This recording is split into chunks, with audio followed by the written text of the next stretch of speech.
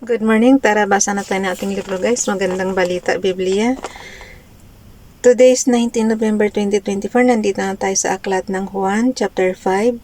Ang pagpapagaling sa Bethesda. Pakisabayan ako ng basa ng pare-pareho tayo dito matuto sa salita ng Diyos at sa history na rin ni Jesus. Juan chapter 5 verse 1, pagkaraan nito'y pumunta si Jesus sa Jerusalem upang dumalo sa isang pista ng mga Hudyo.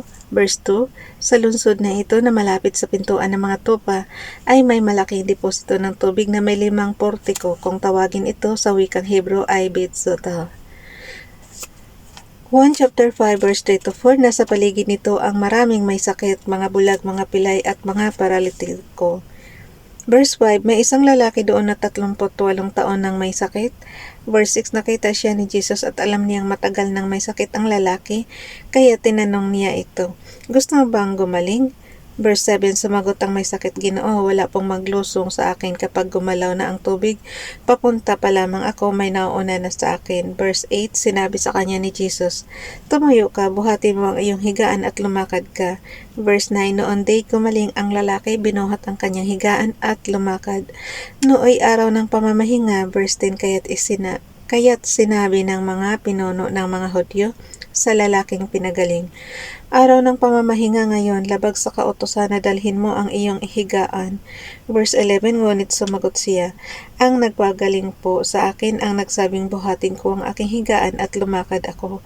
Verse 12, at siya tinanong nila, sino ang nagsabi sa iyong buhatin mo ang iyong higaan at lumakad ka?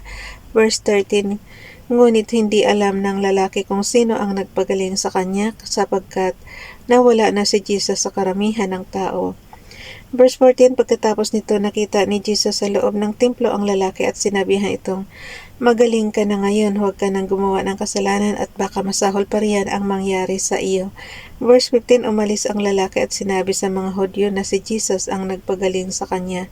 Verse 16, dahil dito si Jesus ay sinimulang o sige ng mga pinuno ng mga Hudyo sapagkat nagpagaling siya sa araw ng pamamahinga. Verse 17, ngunit sinabi sa kanila ni Jesus, ang aking ama ay patuloy na gumagawa hanggang ngayon at gayon din ako. Verse 18, lalo namang pinagsikapan ng mga pinuno ng mga Hudyo na ipapatay siya sapagkat hindi lamang niya nilabag ang batas tungkol sa araw ng pamamahinga, sinasabi pa niyang ang Diyos ang kanyang ama at sa gayon ay ipinapantay ang kanyang sarili sa Diyos. Ang kapangyarihan ng anak. Juan chapter 5 verse 19, kaya't sinabi sa kanila ni Jesus, pakatandaan ninyo na walang magagawa ang anak sa kanyang sarili lamang. Ang nakikita niyang ginagawa ng ama, ang siya lamang niyang ginagawa. Ang ginagawa ng ama ay siya ring ginagawa ng anak. Verse 20, sapagkat minamahal ng ama ang anak at ipinapakita sa anak ang lahat ng ginagawa niya at higit pa sa mga ito, ang mga gawang ipapakita sa kanya ng ama upang kayo'y humanga. Verse 21, kung paanong binubuhay ng ama ang mga patay, gayon din naman binubuhay ng anak ang sinumang nais niyang buhayin.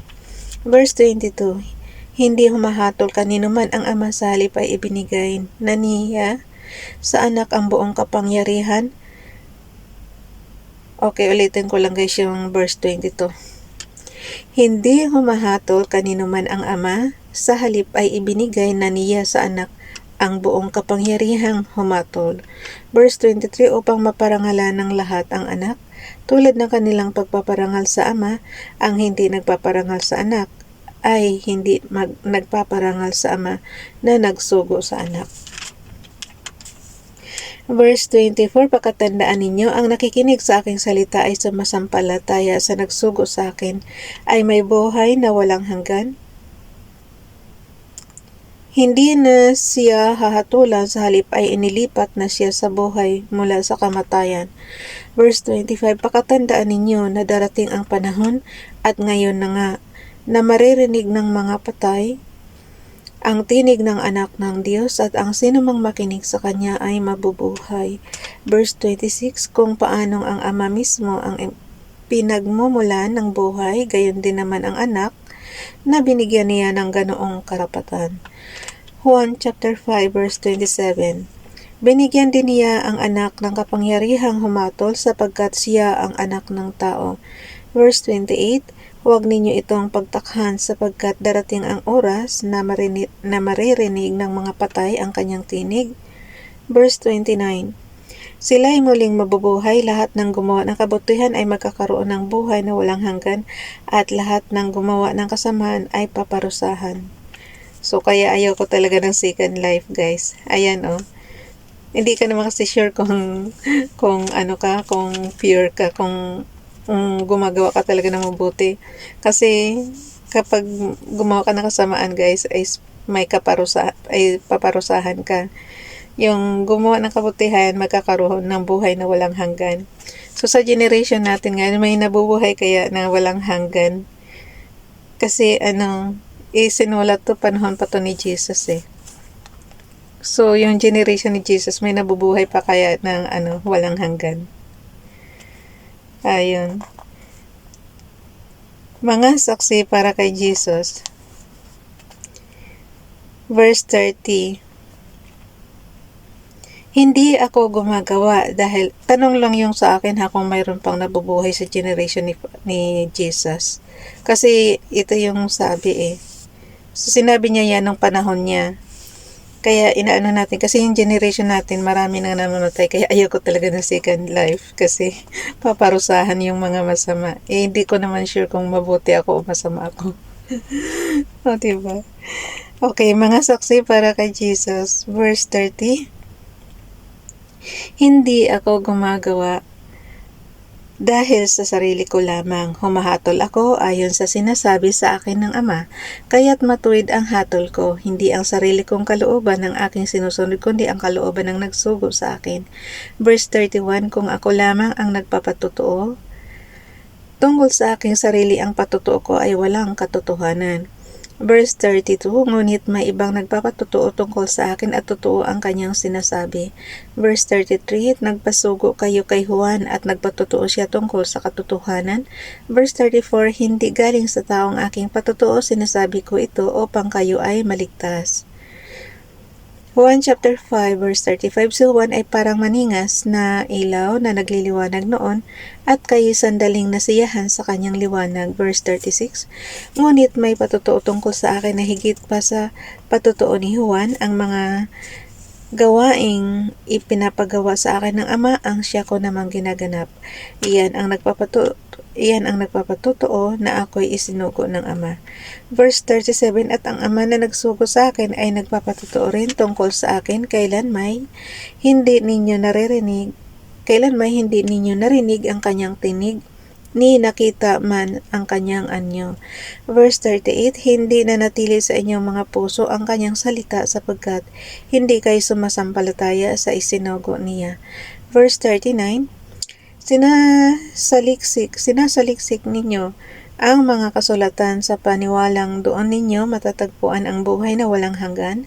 Ang mga kasulutang iyan ang nagpapatotoo tungkol sa akin. Verse 40, ngunit ayaw naman ninyong lumapit sa akin upang kayo'y magkaroon ng buhay. Verse 41, hindi ako naghahangad ng parangal ng tao. Okay, yung verse 41 guys. Hindi ako naghahangad ng parangal ng tao. Verse 42, subalit kilala ko kayo, alam kong wala sa inyo ang pag-ibig ng Diyos. Verse 43, naparito ako sa pangalan ng aking Ama, subalit ayaw ninyo akong tanggapin. Kung may ibang pumarito sa kanyang sariling pangalan, ito'y inyong tatanggapin. Verse 44, ang hinahangad ninyo'y ang papuri ng isa't isa at hindi ang papuri na nanggagaling sa iisang Diyos. Paano kayo maniniwala sa akin? Verse 45, huwag ninyong isipin na ako ang magsasakda laban sa inyo sa harapan ng Ama.